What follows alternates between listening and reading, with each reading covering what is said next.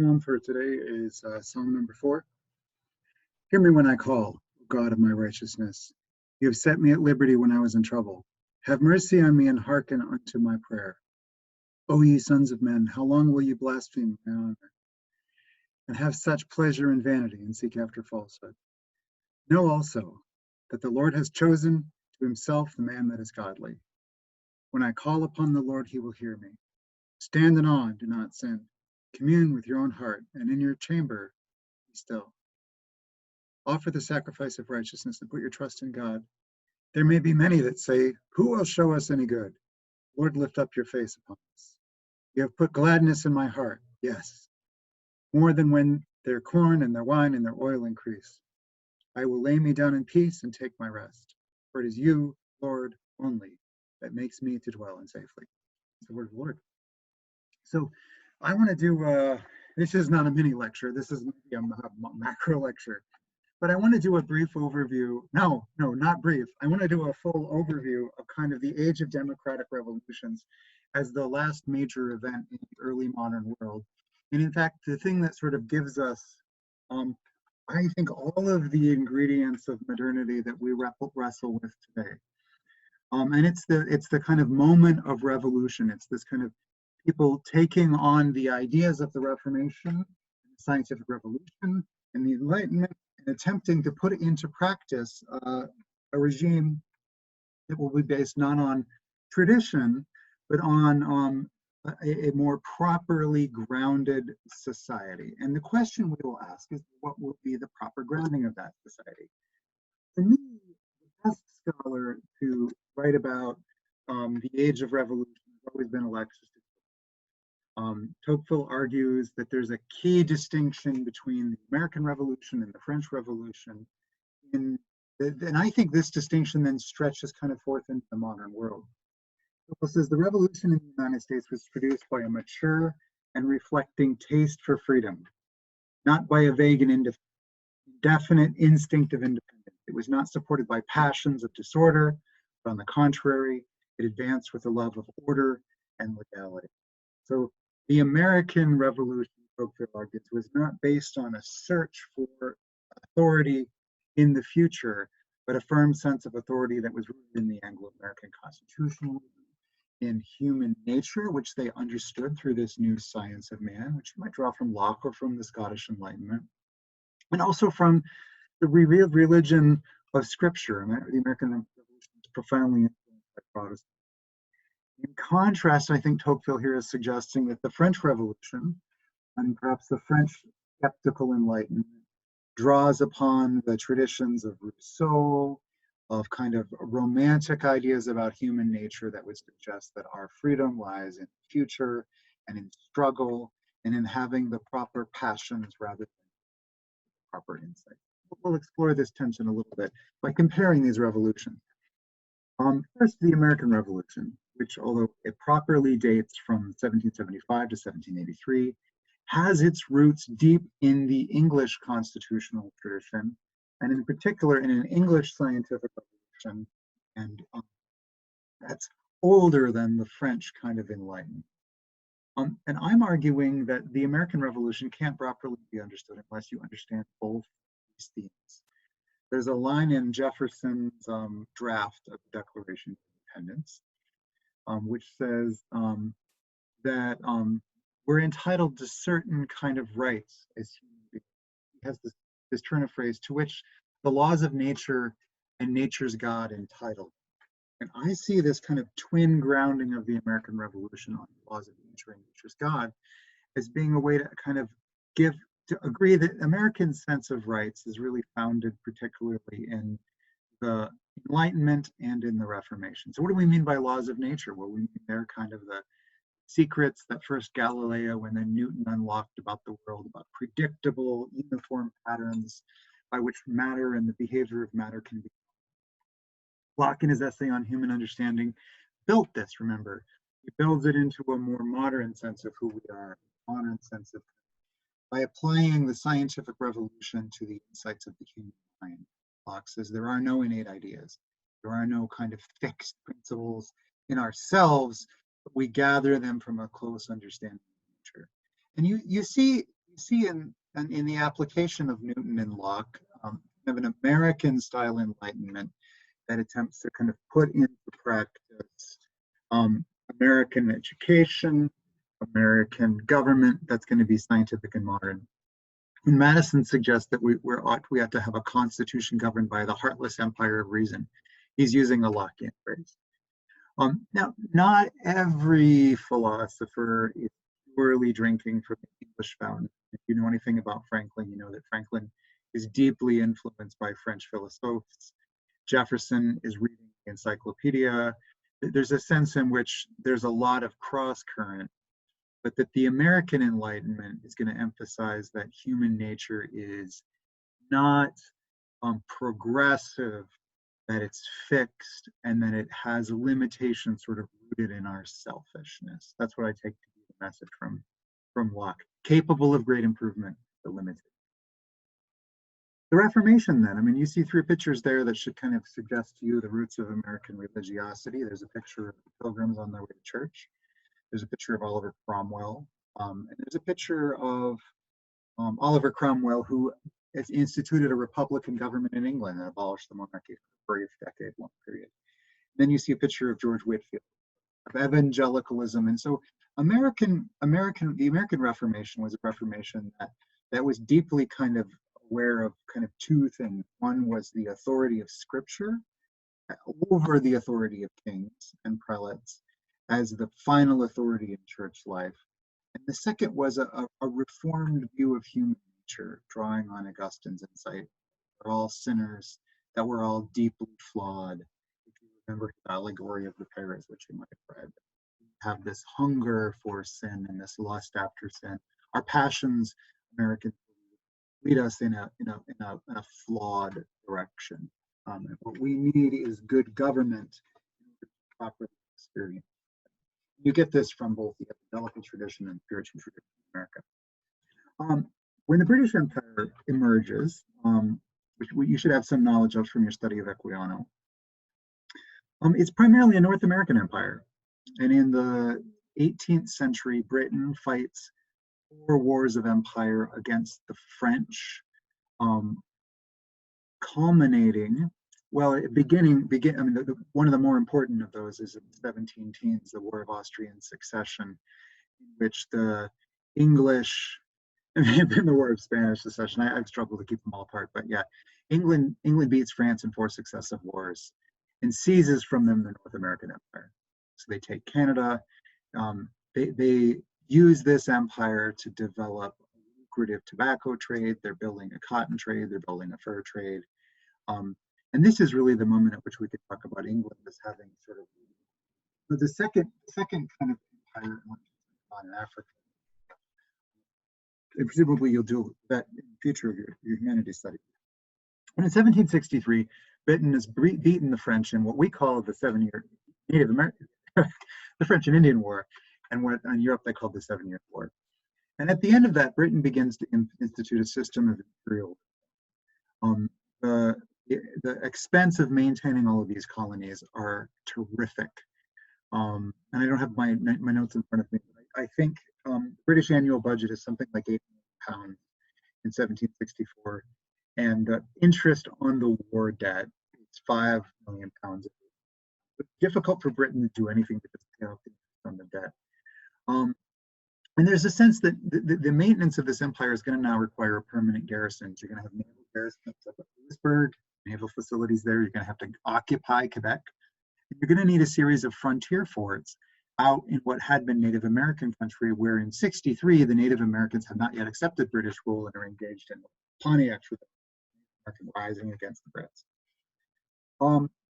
By 1775, then, the eve of the revolution, the Brits, notice how the troops have shifted. Well, by 75, the Brits are becoming, maybe the Americans are more trouble than the French and the Indians are. And there's been a long kind of struggle in the Americas over who has the authority to rule. Britain asserts that they have a modern state that's governed by a sovereign. In Britain, that sovereign is complicated. It's not a French-style sovereign that claims to rule by the grace of God. It's what they call king and parliament. When king comes together with lords and commons and sits together and passes laws, Well, the English would assert that that's constitutional and they can by no means, what Parliament does with king is the Constitution and cannot break the Constitution. But Americans assert that they have fundamental rights, that these rights have been kind of handed down to them in Magna Carta and by their charters, and that these rights can't be taken away without really their own consent. And so the Americans are engaged in this revolution for the sake of consent. I wouldn't call this a democratic revolution. It's a Republican revolution because they don't want to be ruled by the people, but they want to be ruled by law, by people and governments of their own choosing, by the people of kind of property. There's an interesting contrast between England and America. In England, probably about 5% of people own property and participate in the right to vote. But in America, it might be, depending on where you are, less in the South, more in the North.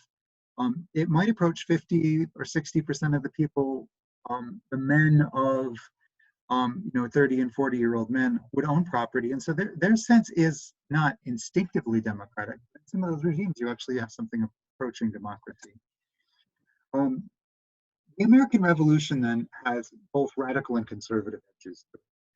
I see the more conservative edge expressed in the Second Continental Congress, where there are representatives from all 13 colonies. This Congress meets in 1775 to figure out how to oppose the British. And you can see there Franklin and Adams and Jefferson, and they meet to kind of declare their grievances to the king, and their finest expression is, of course, the Declaration of Independence.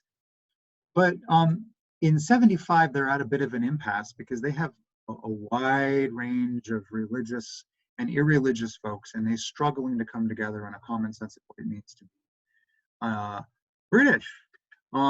So the Puritans are ready to have a Cromwell-style revolution, but the Virginians and the tobacco farmers of the South are concerned about, they have a lot of property to lose. They see their rights as being natural, not so much as coming from scripture, but from Lockean analysis. And then in the middle, you've got religious dissenters, you've got German refugees, you've got Quakers who, in many cases, are pacifists. They're refugees from the 30 Years' War and the centralization of power under the Prussians. And they're not interested in any kind of revolution. Well, the crucial figure who persuades Americans to revolt is a man who, if you have not read at some point in your life, you need to treat yourself to this little book, Common Sense. Paine is a fascinating man. He's an atheist, deeply inspired by the French Enlightenment and the Radical Enlightenment. He's British. He's been about 2 years in America when he writes this. He's escaped sort of from British censorship in much the same way as French philosophes and French pamphlets are being smuggled in from Holland and from Switzerland. So Tom Paine is sort of smuggling himself to America. And the common sense argument is a curious argument. He makes a biblical argument against monarchy, an argument that he derives directly from the John Bunyan style biblicism.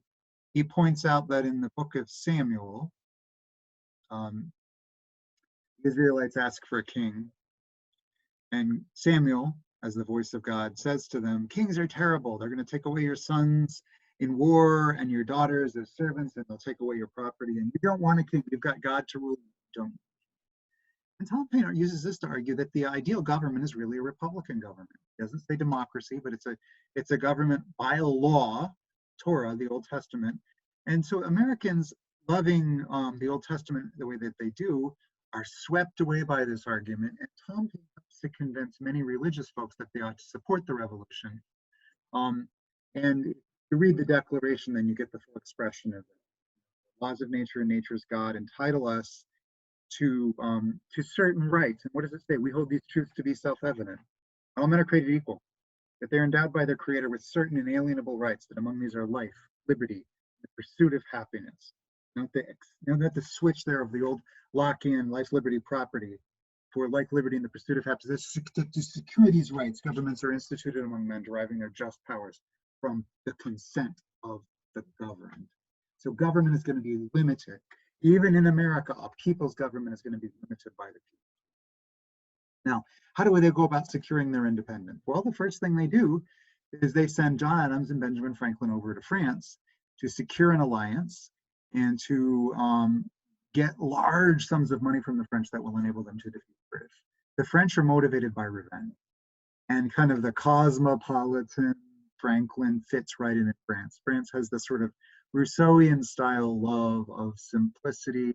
Franklin shows up dressed like a Quaker kind of tradesman. He's actually a philosopher, member of the Royal Society. He's sort of playing a game. The French ladies are completely swept away by this. He enters their salons. He participates fully in philosophic language. Adams, as a Puritan, is disgusted by this. He goes off to Holland, where he finds the Dutch speaking Calvinist inclinations. Although by this point, it's probably fair to say that Adams isn't much of a Calvinist. He's sort of a liberal Congregationalist or liberal Puritan. And together, they with the American victory at the Battle of Saratoga, they secure diplomatic recognition for the Americans. The second thing they do is they form a union, really distinct kind of union, a union that looks a heck of a lot more like the European Union, maybe even NATO, than the government we now have as the United States. It's called the Articles of Confederation and Perpetual Union between the States, and it names the states as the states are then sovereign entities.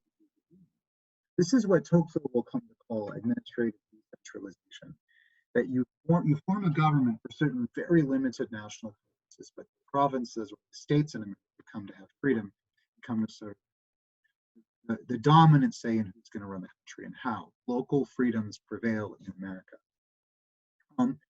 Washington emerges then as a military hero and as the man of the hour who saves the country, rides in on his white horse.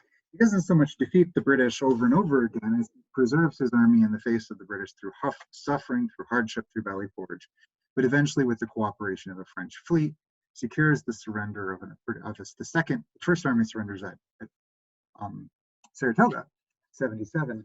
In 81, he secures the surrender of a second British army, of the army of Cornwallis at Yorktown, and the revolution is won.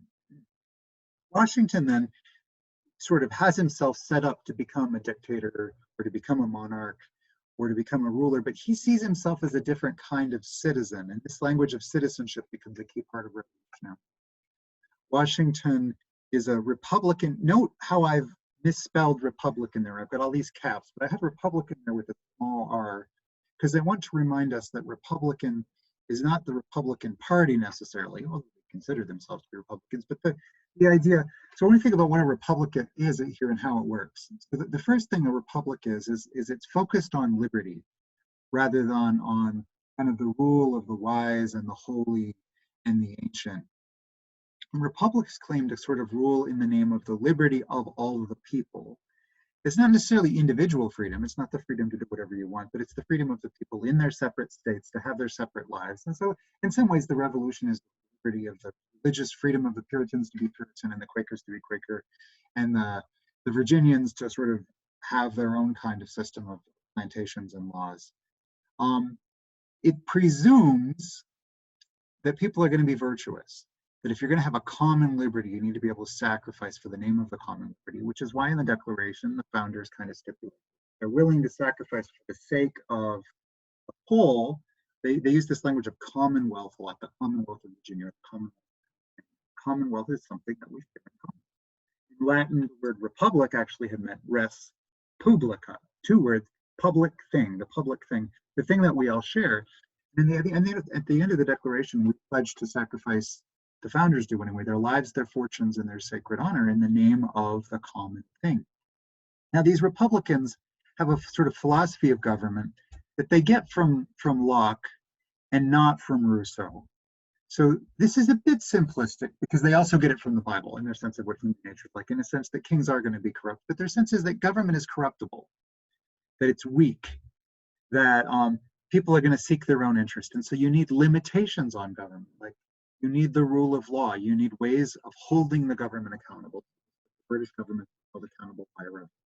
There's the potential of sort of future checks. You need to give power directly to a group of citizens who have property, who have a stake in the community. If you're interested in more than this, take an American law class, take my class in America. We're just scratching the surface.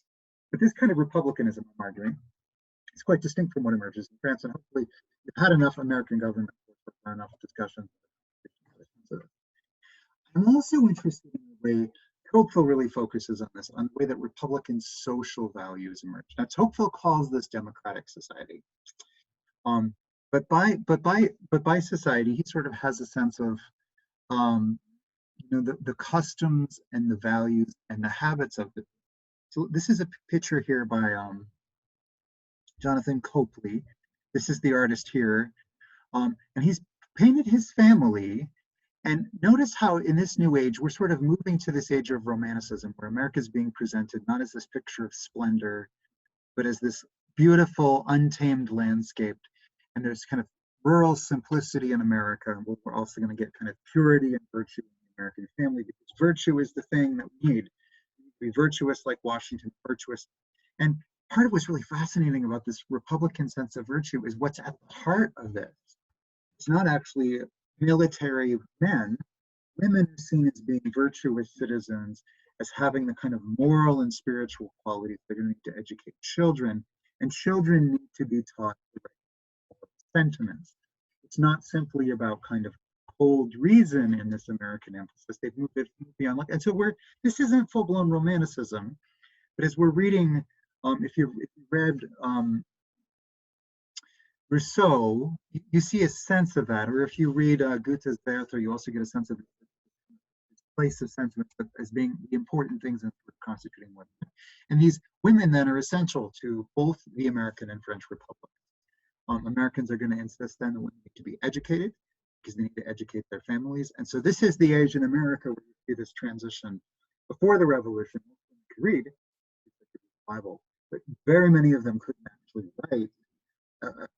We know that because when you read their marriage licenses, they put an X at their name instead of signing. By the time you get to about 1810 or 1820, most American women, especially northern women, read. And they write, and they kind of signing their names, and that's a sign of increased education that comes with the Republican society.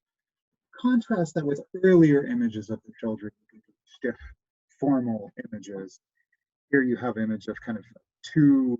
I think these are the children from the Byrd family, and they show up like miniature adults. Whereas back in this picture, if you look at childhood is something that's going to be celebrated by the Romantics. It's something that kind of is full expression to them.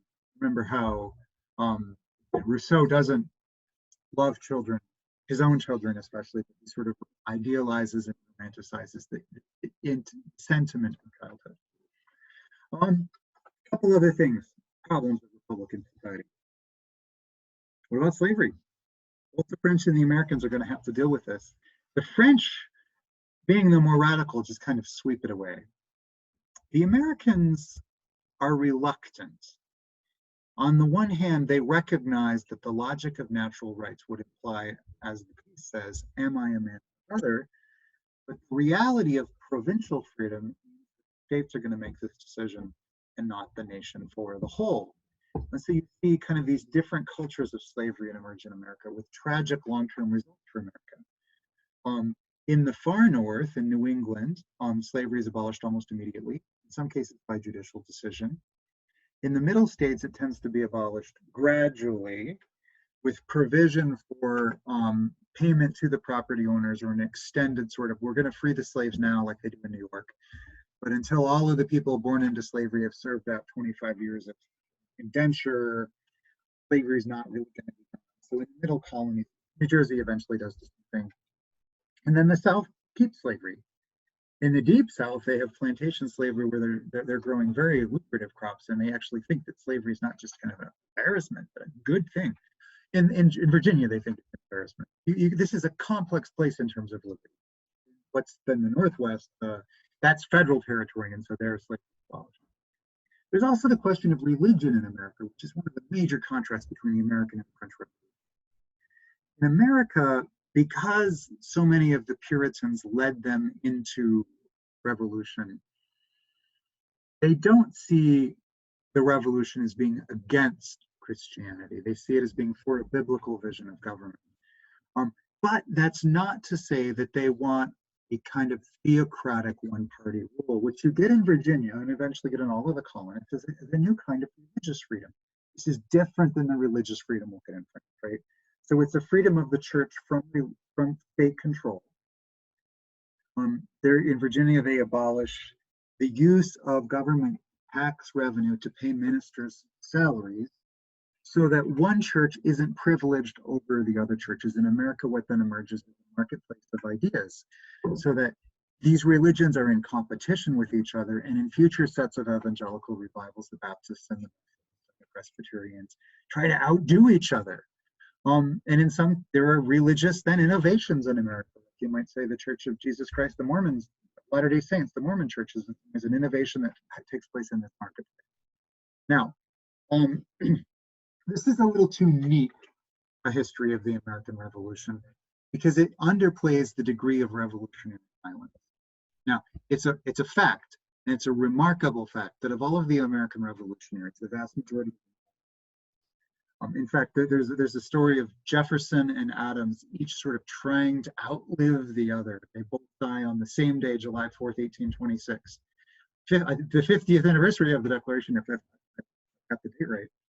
And John Adams' last words are, Thomas Jefferson still survives. They're old rivals, but neither of them used their power to take each other out. Jefferson's last words are, "Is it the 4th?" He's like that. They live in Virginia and Massachusetts, and neither one of them realizes that they're about to die on the same day. That's unusual, actually, if you compare that to the French Revolution, where there are very few survivors. The American Revolution does have its moments of bloodshed, though, right? You see there the duel between Burr and Hamilton that's sort of been immemorialized by the musical. The violence there, this gentleman whose honor kind of demands that they face each other on the field of battle. You see also below that a piece of paper money, a continental. The economic ruin waged by the revolution nearly destroys the republic itself.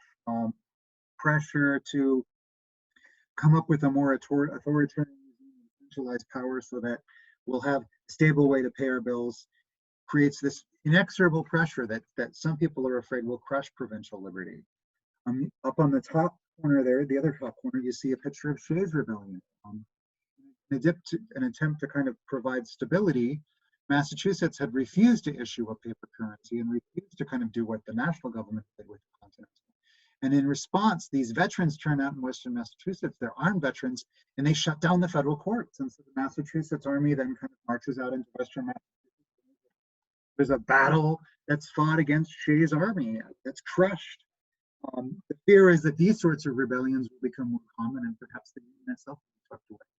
And even after the Constitution, we see here real fears of what's going to happen to our liberty. This is an anti-Washington cartoon, right? What Washington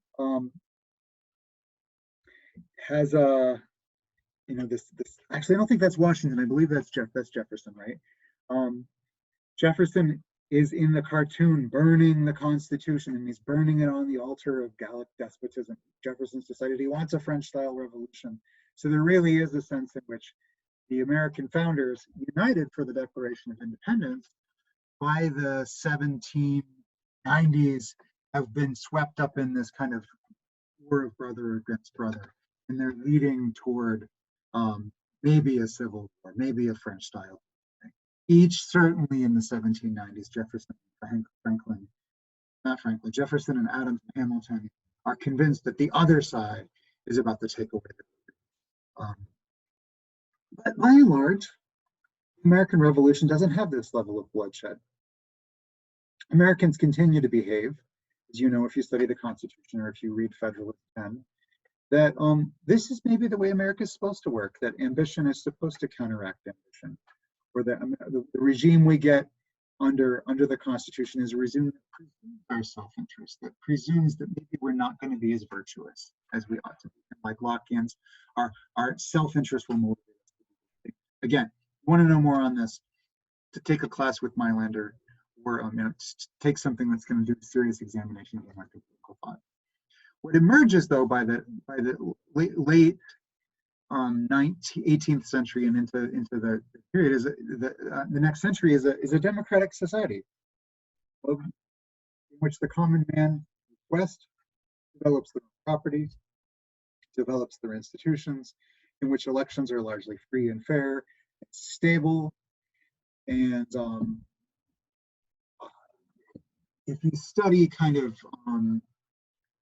19th century history then, as you will later on, this will become one of the puzzles. We'll return to this idea either in 201 or later on in our discussion if you're in East meets West.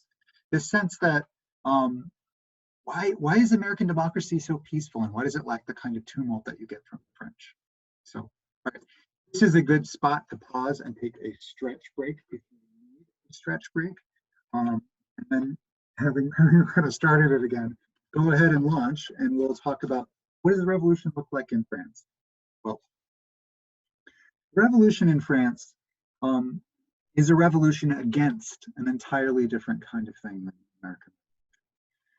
The ancien regime, which is a phrase that Tocqueville used and that people of the time used to talk about the ancient regime or the ancient constitution. There were three orders in ancient France. There were the nobility, nobles who either worked for the courts, the nobles of the robe, or nobles of the sword, and the knights. There was the clergy, who were property owners in France, just like the nobility. The vast majority of the land is owned by this, like 5% of the population. On top of them sit the French monarchy. There you see Louis XVI and Marie Antoinette. They believe and kind of teach that they rule by the grace of God. Louis XVI still practices, shortly after his coronation, the practice of the king's touch that you read about in maybe in Macbeth, if you read it. The king would touch people who were sick with the idea that the grace of God would flow through them. But the nobility in this regime are very weak. In England, nobility actually have a lot of power because the monarch is, Lord North actually is the prime minister. There's nothing like Lord North in France. And the Enlightenment, I think, has desacralized the authority of the crown. So the Enlightenment in France embraces a kind of rationalist absolutism, but it doesn't embrace the centralization of power in priest and king per se, especially if they're trying to rule by tradition or by religious fiat. Now, France is a financial mess. And if you paid attention to the first half of the lecture, you would know why. They've just lost 4 wars against the British. And then somehow, miraculously, after loaning the Americans huge sums of money, they beat the British, but Franklin, in cunning fashion, doesn't arrange to give the French territory back to the French. He'd rather have the British hands, and large territory that had been French going out all the way to the river somehow now becomes American. The king doesn't know how to solve this financial problem. There were 2 decades of financial reforms in the 70s and 80s, and they can't quite make it work. So the king is under enormous pressure. The nobles won't support him. The nobles really are no longer kind of a military class, but they're living highly privileged lives. There are 10,000 people with title living at this beautiful palace in Versailles, where they're all performing. This is like a day's journey from, it's maybe a day's walk from Paris. Actually, I think it's less. I think it's 3 or 4 miles. And so the nobles are there. They're away from the city. And under enormous financial pressure, then the king agrees to call the Estates General, which is the French Parliament, which hadn't met since the 1480s. The French Parliament was composed of the 3 estates, right? The clergy, the nobility. The clergy are 2, the nobility are 1, and the 3rd estate. Those are actually the common people, the vast majority of French people. But they actually, they'd come to have a fair amount of the wealth. These are people not only of kind of peasant stock, but educated people, people who've been to the academy, people who might be merchants, people who were, they would use the term bourgeois, middle-class French citizens. And in the way that the 3rd estates were supposed to work, the estates met separately. There were supposed to be 300 of each. The king asks certain people to be them. So he sort of chooses the representative. This is not government by consent in the American sense. And these 3 estates then sort of vote by rank. So there would be a law proposed, and the First Estate would vote, and they would vote yes. And if they voted yes, then the clergy would vote. And if they voted yes, then you have a majority of two. And so it's sort of like a World Series situation, right? It's the best of series. And you don't need the Third Estate unless there's some kind of a tiebreaker. And the Third Estate objects to this in the most strenuous of forms. And the king tries to deal with these objections by doubling the number of representatives to the Third Estate, but that doesn't satisfy them. And so this is the space in which Abbe Sieyès writes a piece that you should read and read very carefully. But what is the Third Estate? Abbe Sieyès is a priest. He sort of comes over to the Third Estate. You can see him there in white in the front of this picture. And when sort of under great pressure to kind of go along with things, they refuse. The Third Estate votes to constitute itself as the National Assembly, as the real representatives of the people of France. They then meet, and a few representatives from the First and Second Estates come over to them, and they meet at the palace in this tennis court. And they're meeting sort of in violation of the way things ought to be, and they swear this oath of the tennis court, which is in 1789, that they will not dissolve themselves until their demands are met. And so they move forward to sort of give more power to the people. Then followed by this, and just as a connection to Rousseau, I mean, this is a different style of revolution. And the uprising of the people really styles itself more as the uprising of the masses, of the people speak as one. There's no expression here of the provinces. There are French provincial assemblies, but they don't so much. They're not the defining aspect of this revolution, right? There's no sense that the government is the government of perpetual union between all of these different provinces. Like it's a national government of a national people. So this is a bourgeois revolution, right? This is a revolution of lawyers and priests, and it's a revolution against the First and Second Estate. But it quickly begins to move in a more radical direction. On July 14th, 1789, a mob of angry Parisians, many women, but more than that, march on the Bastille. There had been a really awful bread harvest in 1788 and 89. The peasants sort of storm the Bastille, they kill the guards, they free the prisoners, but the Bastille wasn't a place where enemies of the state were kept. It was mostly just old people who were mentally ill, or people who were, I mean, there are no dramatic political prisoners there. It's not a really secure place, but this becomes then a symbol of the popular uprising of the French Revolution. The French today celebrate Bastille Day the way that we celebrate July 4th. On August 4th, then, of 1789, the National Assembly votes to abolish the old order. And at the end of the month, they write the next document that you should have some familiarity with. They write the Declaration of the Rights of Man. There's actually a shadow version that's written by this woman that you see here, Olympe de Gouges, that sometimes I assign, that you might treat yourself to if you're interested in it. Declaration of the Rights of Women. And part of the dilemma here for the French is that, you know, most of the radicals are insisting mostly on rights of men, but French women quickly, the revolutionaries quickly see that this would imply that if there are natural rights for men, then why are there not natural rights for women? And so the question then is, how far is this going to go? And it quickly moves in a more radical direction in France than it had in America. Right? If you read the Declaration of the Rights of Man, you should look at kind of a couple of questions. You know, where do rights come from? What rights do we possess in nature? How do we possess these rights? Do we possess them as autonomous individuals, or do we possess them as the state? How are these rights guaranteed? Are they guaranteed by God? Are they guaranteed by church? Are they guaranteed by law? Are they guaranteed by the state? And in particular, what rights of property do we have? Is property something that's possessed by free individuals, or is property something that comes to be possessed by the state? These are all questions that the French are going to have to deal with. France then begins the process of creating a modern state. This is a subject of immense interest to Tocqueville, and it's a real legacy of the French Revolution. So before, on the left, well, I'm not sure, I'm not sure if it's your left or right, but it's my left. You see a map of France the way it had been, where you see these provinces. Some are big, some are small, some are rational, some are irrational. They have a different tax structure. Some of them are crown provinces, some of them are ducal provinces.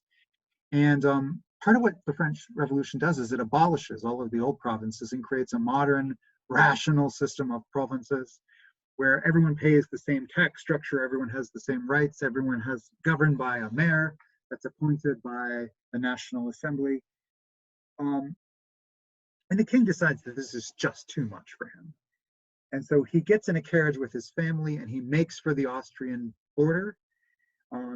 The Queen, Marie Antoinette, had been an Austrian princess. And so there's the hope that they can take shelter there maybe and raise an army of loyalists that will allow them to retake their country. In June of 91, then he's captured. And this is a real problem for him. He's dragged back by a mob to Paris. And this then begins the movement of a radical debate within the French government. You get these clubs formed. Same thing happens in the American Revolution, actually. There are these democratic clubs in America of people who want the revolution to go further. And they think that the people are legitimate. And so if the people kind of get together in these debating clubs, they'll be able to decide what their rights are. Part of what makes this so attractive, especially in France, is that these sorts of political gatherings had been sort of highly suspicious in the old regime. So what it means to be free is that the people can assemble and debate their rights and not to have to live in fear. There's a crucial debate in France in 91 between two different revolutionary factions. Between the Jacobins, who believe that power should be centralized and who think that the gravest dangers to the enemy are within the regime. They're led by a philosopher who's profoundly influenced by Rousseau named Maxime Robespierre. And then there are the Guerdonists, who are more free trade liberals. They're powerful from Bordeaux. They're more merchants. They're intensely bourgeois. They don't want a strong centralized government, but they're convinced that they ought to go to war to spread these principles abroad. In the debate about whether or not there should be war, the Guerdonists win. And so in 1792, France goes to war with pretty much everyone, specifically though Austria and Prussia. In August then, an angry mob wants to push the revolution further, attacks Versailles, massacres about 600 Swiss guards and servants, captures the king, drags him to Paris. There were new elections in 92 then, in which the Jacobins get quite a bit more power. They vote in the fall to abolish the monarchy. They create what they call the First Republic. By this point in time, the church has been nationalized. The Jacobins then abolish it. They set up this, altar to reason, and they try to create a more secular regime. They turn the Notre Dame Cathedral into a temple of reason. They abolish the old calendar with all of its sort of traditional liturgical Christian symbolism, and they actually create a new calendar with new months named after crops and seasons. And they have a month. They have a 10-day week, which is supposed to be more rational and efficient. So you work 9 days and get 1 day off. And this culminates in 93 with the execution of Louis XVI, sorry, by guillotine, followed by Marie Antoinette. And about 18,000 are killed, a few thousand of which are aristocracy, many of which are more loyalists, but about 800,000 people are put in jail. And so there's the fear of executions are mounting. There's a full-blown civil war in France. In the northeast, the space around Brittany, the province of Vendée, butcher that pronunciation, where Catholicism was more deeply entrenched, the legitimacy of the revolution was accepted. Maxime Robespierre and his right-hand man, Saint-Just, spelled Saint-Just, so Saint Just, but in French it's Saint-Just, form a committee on public safety, which they claim to rule in the name of the people. It's chosen by the assembly, but power over these kind of tribunals shifts to the Committee on Public Safety. Generally, you're arrested, You're arrested without much of a trial. There's a show trial. You're found guilty. You don't have the right to an attorney. And they go after their opponents. They go after the Girdle. Then, in some cases, prominent Girdanists are just assassinated, even without waiting for a trial. So you see Marat. Marat is assassinated in his own bath, and his assassination is painted there. The blood sort of becomes a symbol of the revolution itself. Red becomes the revolutionary color, the color of radicalism. Marat is killed in July of '93. They win a victory against the Austrians and the Prussians. They push them back. They move into the Netherlands. At that point, the public begins to relax a little bit and think maybe this wave of fear, maybe this wave of revolution. And but the difficulty is that Robespierre doesn't want it to end. He wants to continue to purify the regime in the name of the people. And eventually the majority, the Jacobins, begin to sort of suspect that they're going to be next. One of the leading Jacobins had been a fellow named Danton. Georges Danton gets up and argues that the need for terror is over.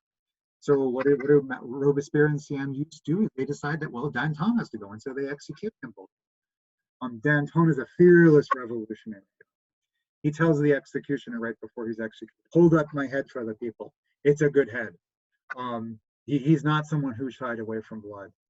But at this point in time, the assembly sort of recognizes that it's us or the committee. You see a cartoon from this time period in the center here, right? This is Robespierre off to the side. But this is I think it's Sanson is the executioner, right? And he's literally like everyone in France has been executed at this point, and like the executor sort of executing the last person, and then someone's going to have to, like, France is going to be a graveyard. So they turn on Robespierre and Danton. The assembly kind of seizes them, they arrest them, they execute them. And this is then a counter-revolution. The revolution moves out of the terror and into a new phase that's usually associated with the term Thermidor, which is this month. It's actually July of 1794. There had been 1,300 executions in 6 weeks. They turn on their enemies, or the major assembly turns on the Jacobins. They execute about 100 Jacobins, and then things stop. And by 1795, power is back in the hands of the middle class, and you get a bourgeois republic that's been centralized. There is a period of a couple of years of peace, but centralization can't really go backwards. This culminates in the next kind of major event happens on 18 Brumaire, which is actually November 9, 1799. So the Thermidoran kind of middle class revolutionary republic doesn't last very long, because Napoleon sort of declares himself with Abbé Sieyès as this coup against the democracy. Napoleon sets himself up in power, and he's then replaced, by 1801, I think he crowns himself emperor, and he's the sole power in France. So this is highly ironic. Revolution in the name of the people, in the name of the rights of man, ends up with the sole rule of Napoleon Bonaparte. And this is complex. Bonaparte is still heroized by many people in the American and in the European left. They think that he's going to carry forward this work of rational administration. When he declares himself emperor, it's a sign that maybe not much all that has really changed in European politics. This is part of what Tocqueville is going to suggest, that maybe there's just a French-style enlightenment and a French-style kind of modernization that's taking place. One thing can't be disputed, and that's Napoleon's modernization of the French military is utterly unstoppable. Every French citizen is theoretically a member of the military. They call it the Levée. So when need comes, every person can be drafted into the army. Napoleon wields massive armies. I think the Prussian army had been like 15,000. Highly professional, best army in Europe. but Napoleon can easily call 200,000 or 300,000. And how can that be resisted? So Europe goes to war to resist Napoleon, and Napoleon beats them. At the Battle of Jena in 1806, he defeats the Prussians. He crushes their highly sophisticated modern army. And it was, in the eyes of some kind of modern philosophers, they've used this term, the end of history, to describe it. That this meant the vindication of the revolution over the old forces of throne and altar in Europe, and that history was over. Liberal democracy had won, except for the martyrdom. Now, the problem is Napoleon's in charge, so this isn't really liberal democracy, but the forces of revolution and conservatism. And romantics were torn. Ludwig van Beethoven had originally written Symphony No. 3 as a symphony. He'd originally dedicated it to Napoleon. They called it, when Napoleon declares himself emperor, he crosses out the dedication and renames it the Eroica, or the Heroic Symphony. He says of Napoleon, so he is no more than a common mortal. Now he will tread underfoot all the rights of men and indulge only in his ambition and be tyrant. And Napoleon tries to take all of Europe under power. He invades Russia in 1812, gets all the way to Moscow, exhausts his army. There's a kind of, Europe turns against him, and in 1813 he's defeated at the Battle of Leipzig, one of the largest battles in 19th century history. I think the largest battle in history up to the point. Nearly 1 million men fight in that battle. He's deposed, sent to the island of Elba. And then the Congress of Vienna meets in 1814, which is really a proper end for the early modern period. They attempt to reimpose kind of the old order, to recreate old Europe. But what they discover is they can't really put monarchy back the way it was. Britain in particular is becoming industrial modern power. They're capitalists. They don't want strong monarchy. Napoleon has a last gasp. He attempts. He comes out of exile in 1815. The date on Waterloo is wrong. He's met again by Wellington at the Battle of Waterloo and crushed. And you see what you see in France is the restoration of the French monarchy, and under the Bourbon dynasty. But even that doesn't last. I mean, there's a sense in which it is an end of history, because in 1830 there's another revolution and the monarchy is overthrown, and France then goes through these cycles of revolution over and over and over again as they're pushing toward the new glorious kind of future, but they can never quite do it. And so the 19th century on the continent is a century of revolution in which all of the romantic liberals are trying to implement the French Revolution, and the radicals in France are trying to go further, and they're never quite successful. The modern states that are created on the continent tend to be like Prussia and Austria, states that are illiberal rather than liberal. And it's a source of great tension then in the 19th century. So England is an interesting place. Let me say just a tiny bit about England and we'll stop there. In England, you also see this current of romanticism. So just because England defeats Napoleon doesn't mean that this kind of romantic, liberal radicalism doesn't spread to England. Here you see a picture of William Blake, who has this his own kind of myth of England as the great kind of liberator of the people. If you read this poem here, this is Blake sort of talking about England's own messianic role in the world, like France had its messianic role. That's a kind of new, not Catholic, but a religious sort of national radicalism. Let me read the poem kind of in closing. Blake writes, "And did these feet in ancient times walk upon England's mountains green? And was the holy Lamb of God on England's pleasant pasture seen? And did the countenance divine shine forth upon our clouded hills? And was Jerusalem builded here among these dark satanic knolls? Bring me my bow of burning gold, bring me my arrows of desire, bring me my spear, O cloud unfold, bring me my chariot fire. I will not cease from mental fight, nor shall my sword pen sleep in my hand. So we have built Jerusalem in England. Pleasant. But just like France was engaged in this attempt to kind of make the world anew, to kind of break down the old structure of church, the old calendar, and create a rational project, a centralized project, there is a side of England too that finds this attractive, and a slice of American romanticism that has rejected this either. So I think this is sort of the contrast. This is the battle of politics in the world today. There's a kind of American rational, we'd say conservative today, but the politics of the American Revolution of law. And there's a kind of politics of humans unbounded, that we could be protected, that our societies could be protected, tradition could be jettisoned. And so I hope that in our discussions we can kind of explore these ideas and talk about the contrast between these two revolutions.